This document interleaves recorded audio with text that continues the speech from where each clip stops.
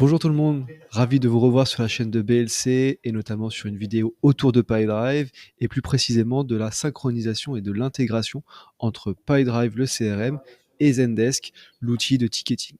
Comme vous avez pu le voir peut-être sur les réseaux ou via des annonces officielles, Zendesk arrête son CRM natif intégré nommé Cell et a sélectionné PyDrive comme étant le nouveau CRM pour lesquels ses clients actuels seront migrés ou du moins proposés à la migration autour de PyDrive. Donc l'objectif de cette vidéo en tant que partenaire du CRM PyDrive, c'est de vous montrer comment fonctionne cette intégration pour que ça soit totalement transparent pour vous sur cette synchronisation des données entre PyDrive et Zendesk, mais également comment nous, BLC, on a ajouté notre petite touche personnelle afin d'améliorer cette synchronisation qui est tout d'abord native avec une autre intégration qui nous permet de synchroniser plus d'informations, d'avoir un meilleur rendu pour répondre bien évidemment à toutes les attentes de chacun de nos clients. On passe maintenant sur mon écran. Donc, aujourd'hui, Zendesk, vous le connaissez, vous l'utilisez comme outil de ticketing et aussi de CRM, mais comme je l'ai expliqué, la partie CRM sera vouée à disparaître. Comment va fonctionner l'intégration native? Il y a donc une intégration native entre les deux écosystèmes qui a été développée par les deux logiciels, où côté Zendesk, lorsque je rentre dans un ticket, par exemple ici, mon ticket avec Alex Stuber, je vais avoir mon application ici, PyDrive, qui va me permettre de retrouver des informations sur qui est Alex Stuber, la société pour laquelle il travaille, et toutes les opportunités qui sont ouvertes, gagnées ou perdues en lien avec Alex Tuber. Donc là, j'ai une multitude d'opportunités, elles sont toutes à 0 €, d'accord?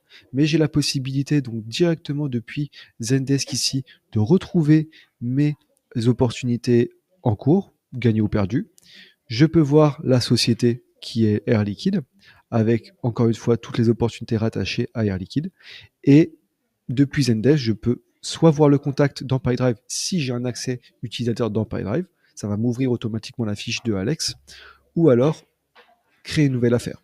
Si je fais créer une nouvelle affaire depuis un ticket par exemple, puisque c'est relatif à une demande qui concerne une maintenance ou alors une nouvelle souscription, un nouvel utilisateur par exemple quand ça concerne Zendesk ou PyDrive, euh, ou quelque chose que vous devez vendre et donc l'envoyer au sales, et bien ici je vais pouvoir mettre demande supplémentaire Alex Stuber.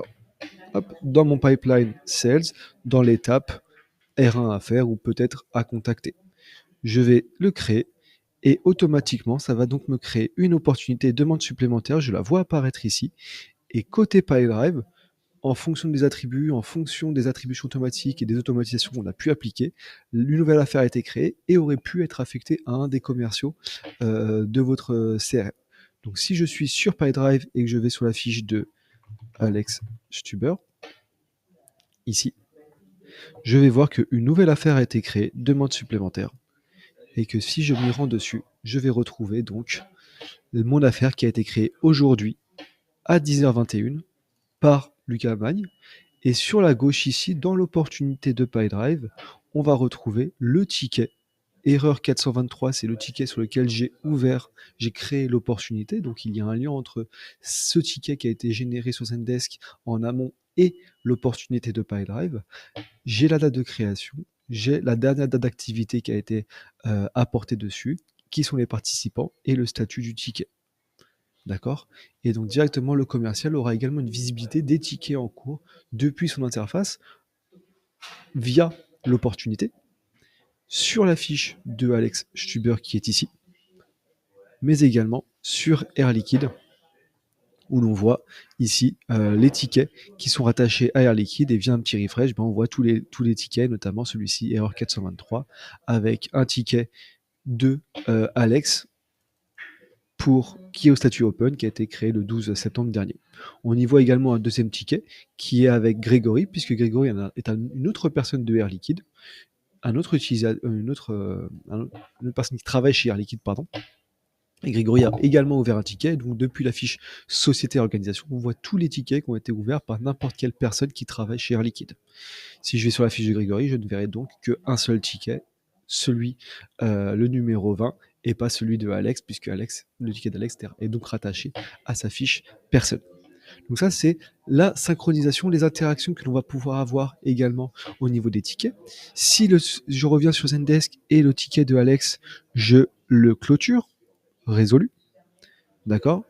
Côté PyDrive, si je retourne sur AlexTuber, normalement, son petit ticket, il est passé en solved. Donc résolu. Il était ouvert, désormais, il est solved. Donc on a cette synchronisation également au niveau des statuts des tickets que vous avez entre PyDrive et Zendesk.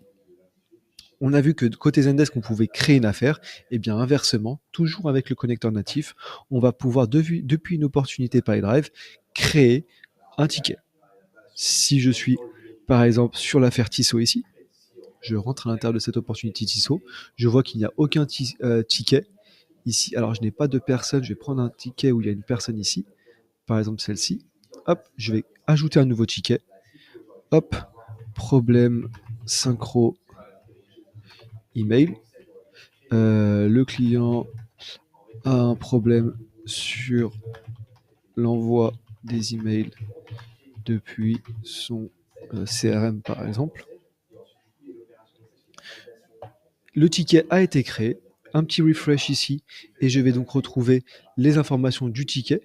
Alors hop, je crois qu'il y a un petit refresh, il faut attendre quelques secondes avant qu'il apparaisse, mais côté Zendesk, hop, si je retourne ici, je devrais retrouver le ticket qui a été créé.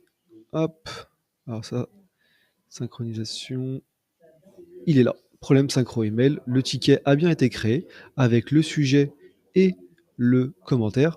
Et côté PyDrive, normalement, on va retrouver, voilà, il y a quelques secondes de latence, les informations côté Zendesk. Donc, elles nous permettent d'avoir une meilleure visibilité entre ce qui se passe entre le ticket et l'opportunité, d'avoir ce réel lien entre ticket et offre. Et c'est ce que va apporter le connecteur natif. Maintenant, par rapport à ce que nous, BLC, on apporte sur cette intégration. Puisque comme je vous l'ai expliqué, le connecteur natif fonctionne très bien, comme on vient de le voir, mais on trouve qu'il manque quelques informations, il manque une certaine synchronisation, notamment entre les bases de données. Puisque auparavant, quand vous aviez Zendesk et Cell, vous avez une seule base de données qui était la base de données, votre base de données sur Zendesk et Cell, qui étaient les sociétés et vos contacts. Désormais, vous avez deux écosystèmes quand même qui sont différents.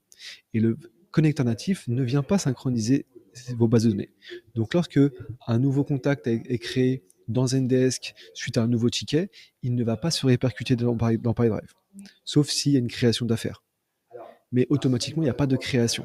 Donc, un nouveau ticket, une nouvelle personne qui demande du support, potentiellement, ça ne va pas dans votre CRM, le commercial ne pourra pas l'attaquer, ou le marketing pour faire des campagnes d'emailing derrière. Et inversement, dans PyDrive, quand on va créer un nouveau prospect ou un nouveau client, ça ne va pas aller dans Zendesk, on n'aura pas les informations du contact, seulement quand il va ouvrir son ticket, mais elles seront seulement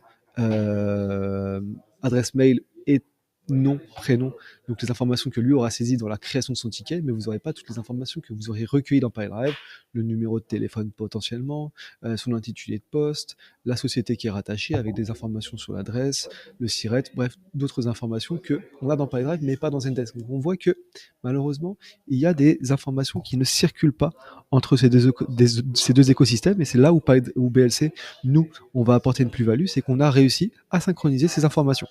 Donc dès lors qu'on va créer quelque chose dans PyDrive, automatiquement ça va aller dans Zendesk et inversement. Exemple ici, si je prends donc une nouvelle personne et que je vais créer, par exemple, hop, il n'existe pas, mon collègue, je vais lui mettre une petite adresse mail. Antonin. Hop.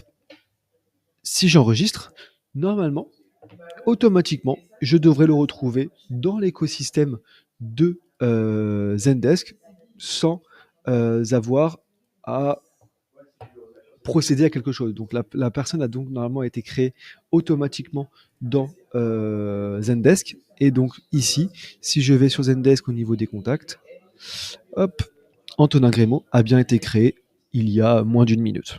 Donc on voit que c'est une intégration qui fonctionne directement. Alors nous, on l'a fait à la création, mais ça peut très bien être à la mise à jour, ça peut très bien être lors d'une action spécifique que vous réalisez sur le PyDrive ou Zendesk, mais c'est quelque chose qui fonctionne et c'est là où on apporte une petite plus-value par rapport à l'intégration native. Donc voilà pour moi concernant l'intégration entre PyDrive et Zendesk. On est... Hop, je vais retourner ici.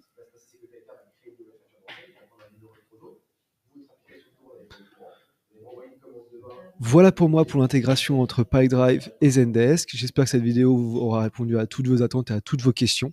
Entre le connecteur natif et l'intégration personnalisée de BLC, bien évidemment, comme vous l'avez compris, on peut encore l'améliorer, on peut encore répondre encore plus à vos attentes concernant cela. N'hésitez surtout pas à revenir vers nous, à nous poser vos questions si vous en avez. On est là pour ça et pour vous accompagner dans le déploiement de votre projet PyDrive. Et moi, je vous dis à la prochaine pour une prochaine vidéo. Salut, ciao, ciao.